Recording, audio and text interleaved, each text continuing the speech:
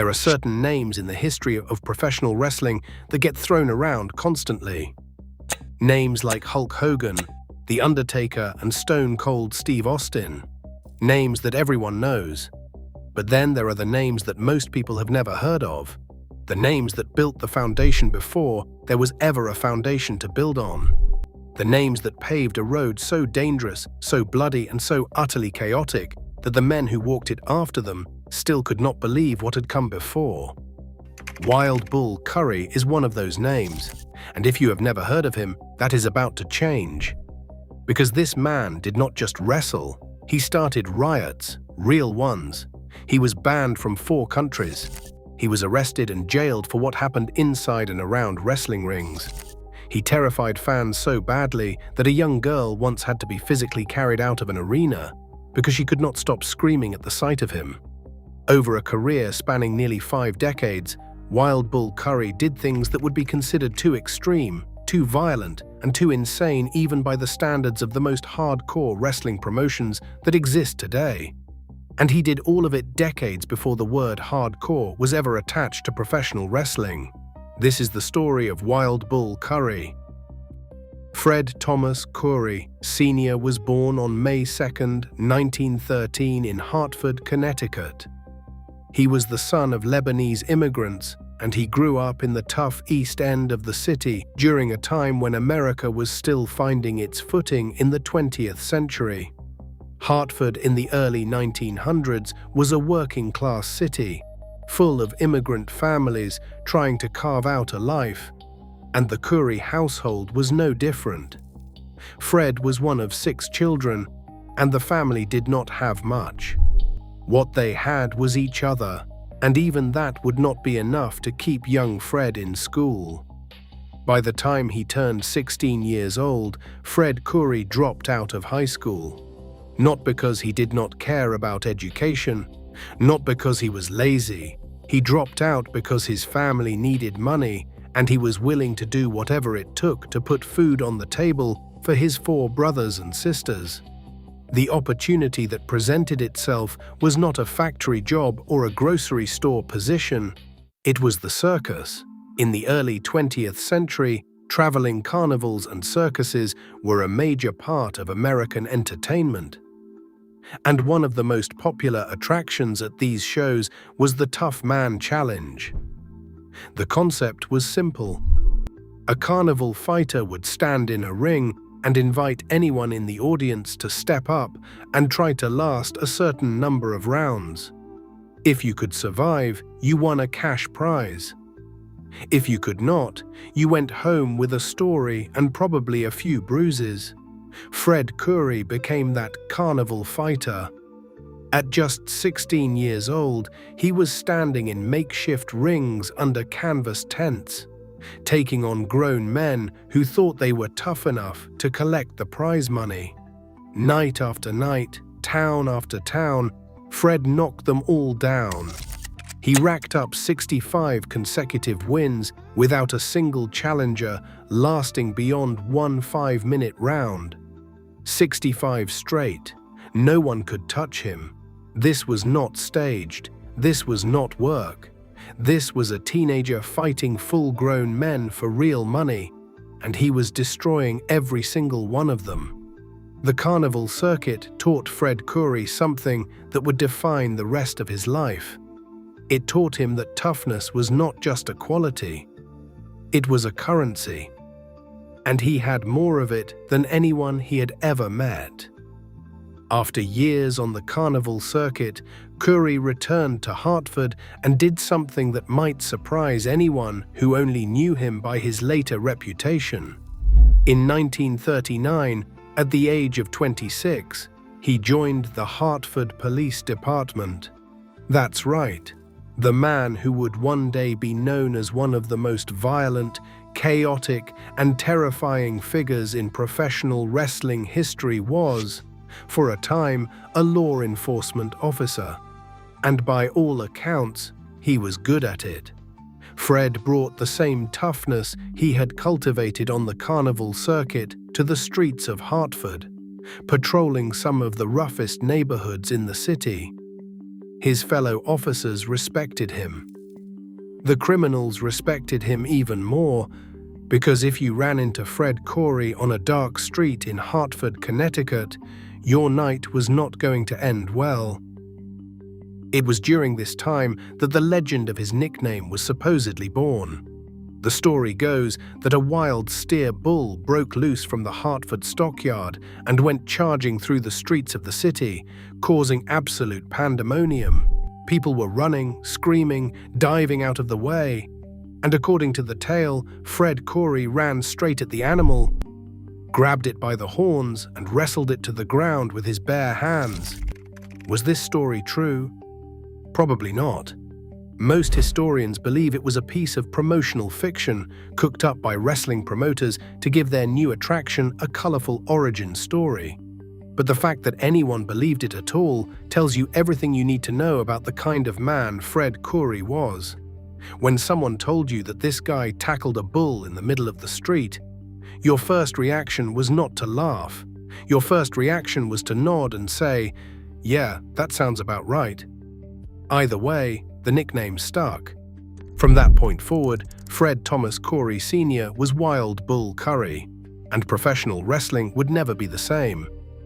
In the early 1940s, Curry made his way to Detroit, Michigan, where he began training as a professional wrestler under the guidance of a promoter named Adam Weissmuller.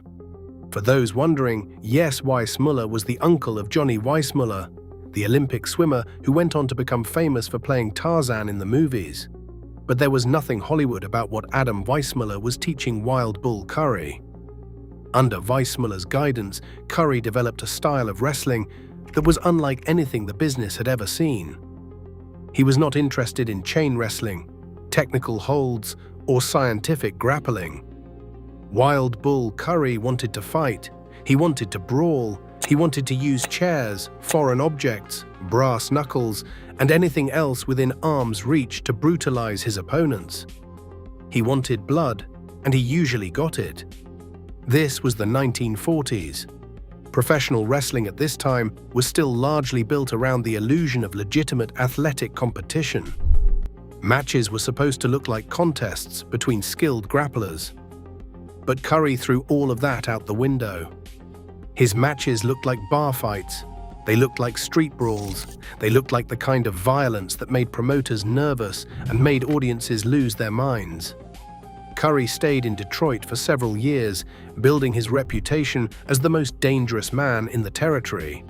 His name grew so large that in July of 1940, he was booked in an exhibition match against none other than Jack Dempsey, the legendary former heavyweight boxing champion of the world. Dempsey, even retired, was still one of the most famous fighters on the planet. And the fact that Curry was deemed a worthy opponent speaks volumes about his reputation. Years later, Curry would tell anyone who would listen that he knocked Dempsey out cold in that exhibition. The truth, however, was that Curry was actually stopped in the second round. But that did not matter. Wild Bull Curry was not the kind of man who let the truth get in the way of a good story. And the fact that he had shared a ring with Jack Dempsey at all was enough to add another layer to his growing legend. Dempsey himself apparently had a great deal of respect for Curry. So much respect, in fact, that he reportedly kept a photograph of Wild Bull displayed in his famous New York City restaurant and bar for years. But it was not in Detroit where Wild Bull Curry would reach his peak. That would happen in Texas. You have to understand what professional wrestling looked like in the early 1950s to appreciate what Wild Bull Curry did when he arrived in the Lone Star State. This was the territory era. The National Wrestling Alliance had carved the United States into regional fiefdoms, each controlled by a local promoter who booked his own shows, built his own stars, and protected his own turf. Texas was one of the most important territories in the country, promoted out of Houston by a man named Ed McLemore through his Southwest Sports promotion. The Texas territory drew passionate, vocal, and sometimes volatile crowds who took their wrestling dead seriously. They wanted heroes they could cheer and villains they could despise. And they were about to get the greatest villain any of them had ever seen. In the early 1950s, Curry relocated to the Lone Star State, and from the moment he set foot in the territory, everything changed. Texas wrestling fans had never seen anything like Wild Bull Curry. His combination of unpredictable violence, his absolutely terrifying appearance, and his sheer intensity made him a star almost immediately upon arrival. The fans in Houston, Dallas, Fort Worth, and San Antonio could not get enough of him. They hated him with every fiber of their being, and they paid good money to watch someone try to beat the living daylights out of him. And that look. You have to understand the look. Wild Bull Curry had the kind of face that seemed specifically designed by nature to frighten people. His eyebrows were enormous, thick, bushy masses that hung over his eyes like storm clouds. His facial expressions were absolutely unhinged. He could twist his face into a mask of pure insanity that made you genuinely believe this man was capable of anything. Other wrestlers talked about it. Fans talked about it. There was a famous incident where Curry scared a young girl sitting at ringside so badly that she had to be physically carried out of the arena because she was in hysterics. And here is the thing. None of it was an act. Those eyebrows were real. That wild look in his eyes was real. Wild Bull Curry did not need makeup or costumes or elaborate character work. He just walked to the ring and let his face do the talking.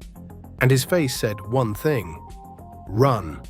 Curry's brawling style made him the biggest draw in the Texas territory. But it also created a problem for the promoters. They knew he was their top attraction. They knew he was putting more money in their pockets than anyone else on the roster.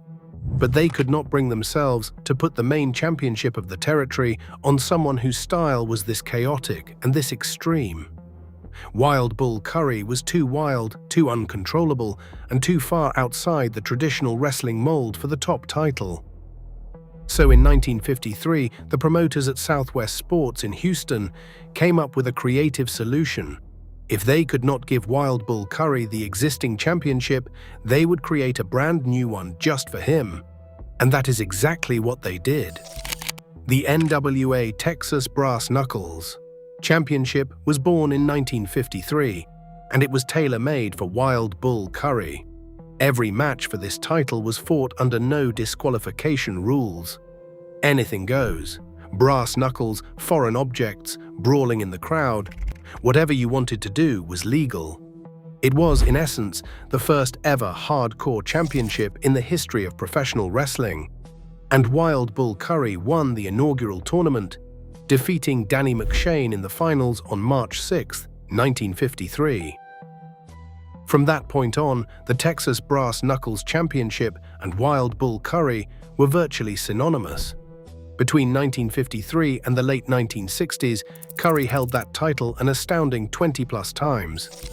Some records indicate the number could be as high as 24 reigns, though the spotty record-keeping of the era makes it difficult to pin down an exact figure.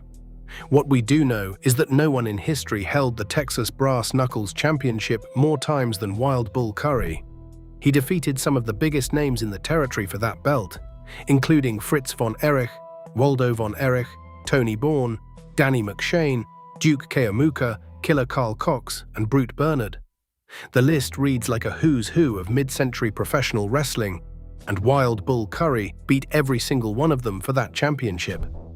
Curry also briefly captured the NWA Texas Heavyweight Championship in 1954, defeating Ray Gunkel on May 7th in Houston and holding the title for about 2 weeks before losing it. He also held the Texas version of the NWA World Tag Team Championship alongside Lucas Patano in 1953. But the Brass Knuckles title was always his. It was the championship that defined him, and it was the championship that he defined in return. The Brass Knuckles Championship was not just a title, it was a statement. It said that professional wrestling could be more than technical holds and scientific grappling. It could be raw, ugly, violent, and completely out of control. Years later, the legacy of that championship and the man who made it famous would echo through promotions like ECW, CZW, and every hardcore match that has ever been booked in any company anywhere in the world. But the championships were almost secondary to the real story of Wild Bull Curry in Texas. The real story was chaos. Wild Bull Curry did not just have matches, he had incidents. Everywhere he went, violence followed, and not just inside the ring. The fans hated him so intensely that they regularly crossed the line from spectators to participants. And Curry, being Curry, was more than happy to cross that line right back. In 1955, a match between Curry and Ray McIntyre turned into an absolute war zone. The fans became so enraged by Curry's behavior that a full-scale riot erupted in the arena. When the dust settled, more than 140 fans had to be taken to the hospital. 140 from a single wrestling show. That is not a wrestling event. That is a natural disaster. In 1956, while Curry was working over local fan favorite George Becker in particularly brutal fashion, a spectator decided he had seen enough. The fan jumped the barricade and attacked Curry. Now, most wrestlers in this situation would try to restrain the fan or let security handle it. Wild Bull Curry was not most wrestlers. He broke the fan's jaw with a single punch. In 1968, while wrestling Emile Dupree in Worcester, Massachusetts, another fan jumped into the ring and landed on Curry's back. Curry turned around and hit the man so hard that, according to reports, the fan was unconscious for 2 full days. And then there was the time in Texas when a fan decided the best way to express his displeasure with Wild Bull Curry was to dump an entire bucket of yellow paint over his head during a match. Curry, dripping in paint and rage, kept right on fighting. These were not isolated incidents. According to his son, Flying Fred Curry, Wild Bull caused between 25 and 30 riots over the course of his career. He was jailed on more than one occasion for inciting those riots. And he was banned from 4 different countries because the authorities decided that Wild Bull Curry was simply too dangerous to allow inside their borders. One of those bans came in Japan, where fans threw a sake bottle into the ring during one of his matches and struck a spectator. The Japanese authorities decided that was enough. Wild Bull Curry was no longer welcome. His son later summed it up perfectly. If his father were wrestling today, he would be a superstar above superstars, and looking at the record books, it is hard to argue with that assessment. Among Curry's most memorable rivalries was his blood feud with Frank Scarpa in the Boston territory. Scarpa was the top local hero in New England wrestling in the 1960s, a beloved face who represented everything Wild Bull Curry was not. Clean-cut, honorable, a man the fans could root for without guilt. When these two collided, the results were predictably explosive. Their feud caused multiple riots at the Boston arena, turning what should have been a night of entertainment into scenes of absolute mayhem. Curry also had a legendary rivalry with Johnny Valentine, one of the greatest heels of the mid-century era. Valentine was a different breed of villain than Curry. Where Wild Bull was all chaos and raw aggression, Valentine was calculating and methodical, a man who hid his meanness behind a thin veneer of composure before snapping and revealing the rotten human being underneath. Their styles clashed beautifully. When Curry and Valentine went at each other in Houston, the matches became wars of attrition, bloody, violent spectacles that drew massive crowds and left audiences physically shaken. A 1969 encounter between the two in Houston reportedly drew one of the largest crowds the city had seen in 15 years, and the footage that survives shows exactly why. From the very first fall, you can see that these two men are fully formed characters who communicate everything about who they are through their movements and their violence. These two men were not just wrestling.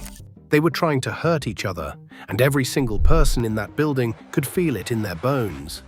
In Detroit, Curry renewed his ties with the territory in the late 1960s and the early 1970s, where he found himself in a blood feud with none other than the Sheik, Ed Farhat. The Sheik was himself one of the most feared and hated men in professional wrestling, a man whose entire career was built on violence and chaos.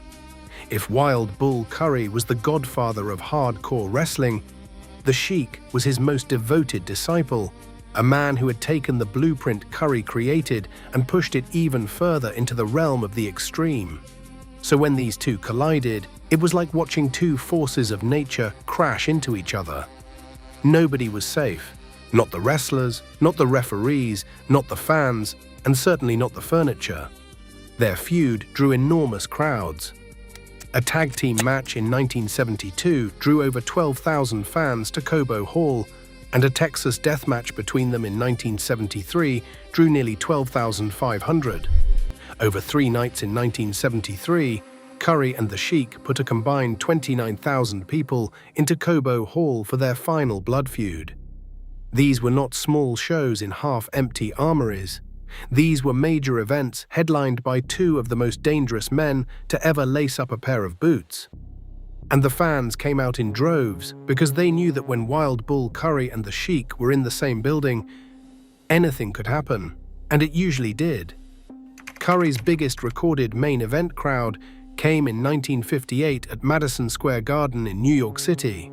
Teaming with the Sheik of Araby, the duo faced off against Antonino Rocca and Miguel Perez in front of over 20,700 fans. According to records, this was the most attended wrestling show in the entire United States that year. Wild Bull Curry, the carnival tough man from Hartford, Connecticut, was headlining Madison Square Garden. But Wild Bull Curry was not just a fighter. He was also a showman who understood the psychology of making people despise him better than almost anyone in the history of the business. Wrestling photographer and journalist Bill Apter experienced this firsthand. During one event, Curry reached over the ropes, grabbed Apter by his hair, and dragged him into the ring. He then proceeded to punch the photographer in the face, while the hero of the match, Tony Marino, rushed in to make the save. Backstage afterward, Apter was understandably upset. He had not been warned this was going to happen. His expensive camera had been smashed on the arena floor. But when he confronted Curry about it, the Wild Bull offered no apology. His only response was to tell Apter not to get so close to the ring next time. That was Wild Bull Curry. No apologies, no explanations. Just chaos and consequences for anyone who got too close. Other wrestlers were not immune to his intensity either. Many performers refused to work with Curry because they felt he rarely sold their offense. In wrestling, selling means reacting to your opponent's moves to make them look effective. When one wrestler punches another, the guy taking the punch is supposed to act like it hurts. Wild Bull Curry did not have much interest in making his opponents look good. He wanted to look like an unstoppable force of nature, and if that meant not selling the other guy's offense, so be it. It made him difficult to work with, but it also made him one of the most believable characters in the history of the business. When Wild Bull Curry walked to the ring, you genuinely believed this man could hurt you. In the 1960s, something remarkable happened. Wild Bull Curry, one of the most despised villains in professional wrestling, became a father and son tag team act. His son, Fred Thomas Curry Jr., entered the wrestling business under the name Flying Fred Curry. And the contrast between father and son could not have been more dramatic. Where Wild Bull was a brawler, Flying Fred was an acrobat. Where Wild Bull was a hated villain, Flying Fred was a clean-cut, high-flying hero. Where Wild Bull scared children, Flying Fred made them cheer. Fred had been an outstanding athlete at Hartford Public High School, excelling in football, wrestling, and track. He went on to the University of Connecticut on a football scholarship, where he captained the team and earned a degree in education. He was, in every conceivable way, the opposite of his father. And yet they made it work. The father and son duo became one of the most popular tag teams of their era, combining Wild Bull's raw aggression with Flying Fred's athletic, aerial style. Fred was one of the first true high flyers in professional wrestling, a man who used the top rope as a launching pad at a time when most wrestlers never left their feet. As one fellow wrestler later reflected, Fred was one of the first high flyers in wrestling. His innovation was not just flashy, it was influential. Fred helped shift audience expectations toward more dynamic, high-risk maneuvers, paving the way for the aerial revolution that would transform the sport in the 1980s and beyond. His style was energetic, fast-paced, and explosive. the polar opposite of his father's ground and pound approach. On July 20th, 1964, they won the NWA International Tag Team Championship by defeating Karl and Kurt von Stroheim, and they held those titles until February of 1966. They also captured the Ohio version of the NWA World Tag Team Championship by defeating Nikolai and Boris Volkov in December of 1967. In 1968, they engaged in a bloody feud with the Continentals, the team of Dapper Dan and Tony Christie. And that same summer, Wild Bull feuded with a young newcomer to the wrestling business named Thunderbolt Patterson. The dynamic between them was fascinating. Inside the ring, Wild Bull was still a maniac. Outside the ring, he was a family man who loved carpentry and deep-sea fishing.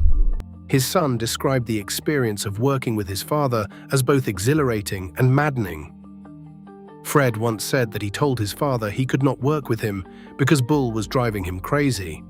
But despite the challenges, there was never any real tension between them.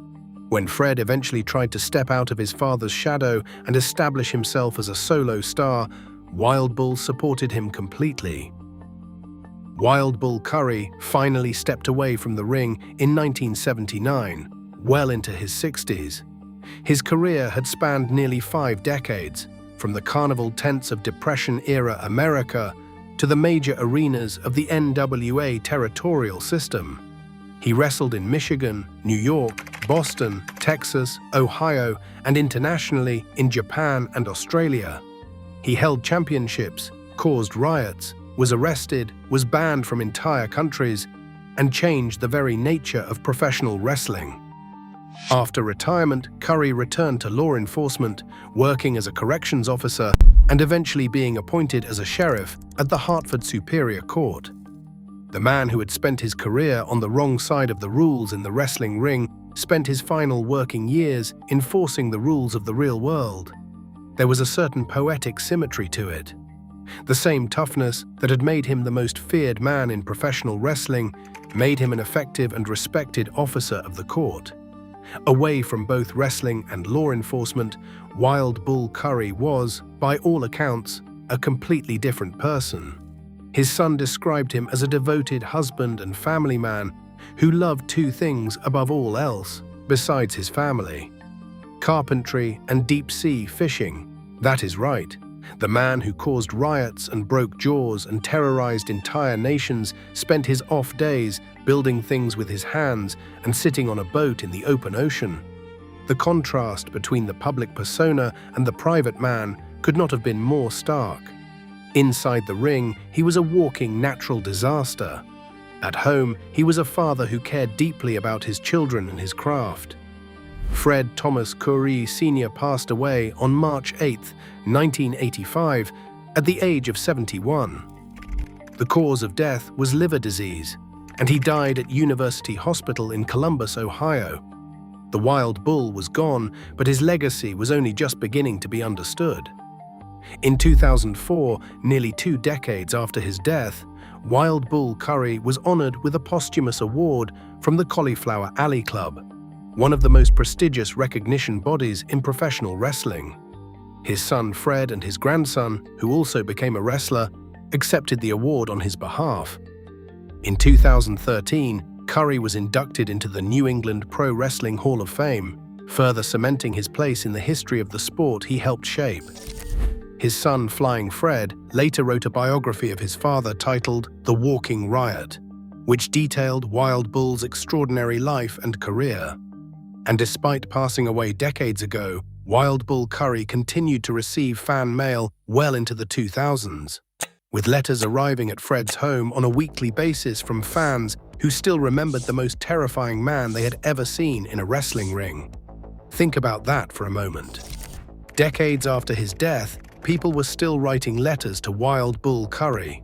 Not emails, not social media messages, handwritten letters from fans who saw him wrestle in the 1950s and the 1960s and simply never forgot the experience. In an era before social media, before YouTube clips, before instant replays and highlight reels, these fans had nothing but their memories. Their memories of Wild Bull Curry were so vivid, so intense, and so unforgettable that they felt compelled to put pen to paper and reach out across the years. That is the kind of impact this man had. When you look at the landscape of modern professional wrestling, it is impossible to ignore the fingerprints of Wild Bull Curry. Every time a wrestler picks up a steel chair, every time a match is fought under no disqualification rules, every time a promotion books a hardcore match or a street fight or a last man standing contest, every time fans chant for tables and ladders and extreme violence, they are, whether they know it or not, paying tribute to the man who started it all. The Sheik took what Curry started and made it a central part of Detroit wrestling for decades. Abdullah the Butcher carried the torch of the bloody, brawling monster heel into the 1970s and the 1980s, spreading the style across multiple continents. Bruiser Brody took the wild man persona to new heights in the territories and in Japan, becoming one of the most revered and feared performers of his generation. Terry Funk brought the hardcore mentality into the modern era. Mick Foley built an entire Hall of Fame career around the willingness to destroy his own body in the name of entertainment. Sabu, the Sandman, Tommy Dreamer, and the entire roster of ECW in the 1990s pushed the boundaries of violence and chaos further than anyone thought possible, building an entire promotion around the philosophy that professional wrestling should have no limits and no rules. But the blueprint for all of it, every single bit of it, was drawn up by a Lebanese kid from Hartford, Connecticut, who dropped out of high school to fight strangers in a circus tent. Wild Bull Curry was not just a wrestler, he was the original. The prototype, the man who proved that professional wrestling did not have to follow the rules, that audiences craved something raw, something unpredictable, something dangerous. He proved that a wrestler did not need technical skill or classic good looks to become the biggest star in a territory. He just needed to be so terrifyingly real that no one in the building could look away. 24 brass knuckles championship reigns, 25 to 30 riots, banned in 4 countries, jailed multiple times, a career spanning 5 decades, a legacy that stretches from the dusty arenas of 1950s Texas to the blood-soaked rings of ECW to the steel cage matches of modern-day professional wrestling. Wild Bull Curry, the walking riot, the man who invented hardcore wrestling, the man who made them all believe. And if you are watching a hardcore match tonight, in any promotion, anywhere in the world, now you know who to thank. If you enjoyed this video, make sure to subscribe and hit the notification bell so you never miss an upload. Drop a comment below and let us know who was the toughest wrestler of all time. Was it Wild Bull Curry, or is there someone else who deserves that title? We will see you in the next one.